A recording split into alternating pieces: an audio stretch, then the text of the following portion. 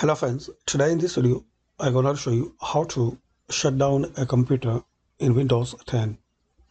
So guys, if you are new to use computer, PC or laptop and you want to shut down your PC or laptop, so just you have to do click on this start icon